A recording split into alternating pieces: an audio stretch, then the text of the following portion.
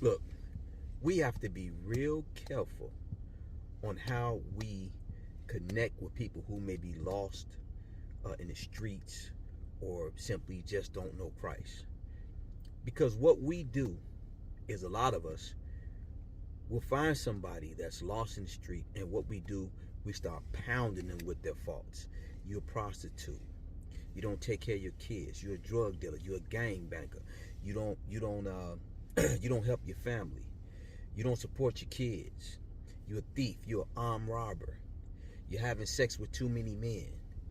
We beat them down. And then right after that, we'll grab some scripture and then we'll beat them down some more. We'll make them feel like they this small.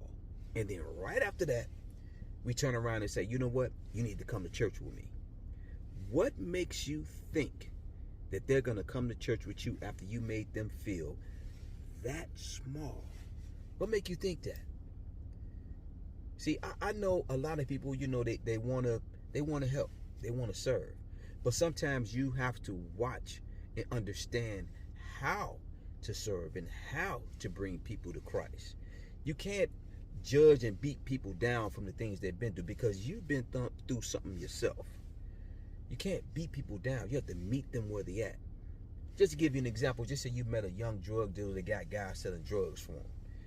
You can have a regular conversation with him and say, look, you got great leadership skills, bro. You a businessman. Although it may be drugs, you have a skill.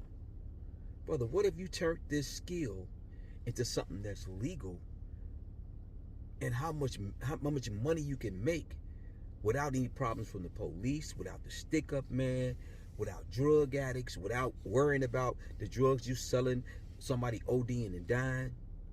What if you can switch that over? That's a great way to start a conversation. Then you start introducing him to Christ the right way. See, you know what? I love my church. And my pastor is great at grabbing scripture, breaking it down, and then explaining it to you so you'll see how it can affect you in your life today. See, a person that's lost, they need to hear it like that so they can understand it. Because if you don't go to church, you don't go to Bible study, you don't read the Bible, you're not going to be able to relate. So you need the word broke down to you the right way so you can understand.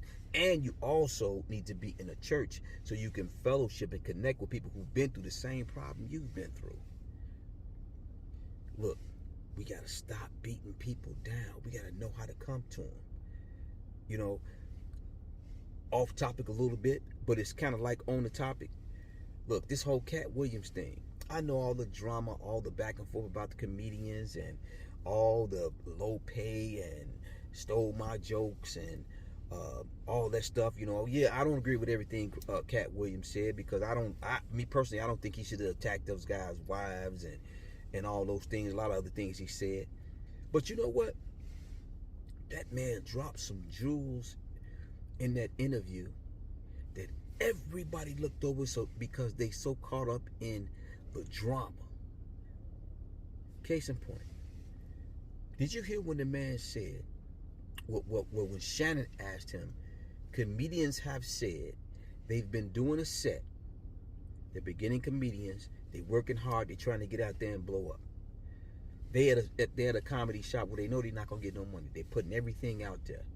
At the end of the show, some woman will come to them and give them money out of nowhere. And guess who it was coming from? See, it's those little things like that you find out about a person. Okay, he's not perfect. Cat Williams not perfect. But it's something in him. You reach a person at a point like that. That's what I'm talking about. You reach and find the good and work from there. Look, I don't know Cat Williams. I don't know if he's lying. I don't know if he's telling the truth. I don't know Steve Harvey. I don't know none of them cats. I don't know who lying, who telling the truth. I'm just talking about what was said and how I look at people. Look, you don't even have to agree with me. You don't. You don't have to agree with me. You know what the great thing about God? God made us all different. That's great. Who want to be walking around with everybody the same? That's not interesting at all. Look, we got to learn how to reach people and stop judging people. That's my point. You guys have a blessed one.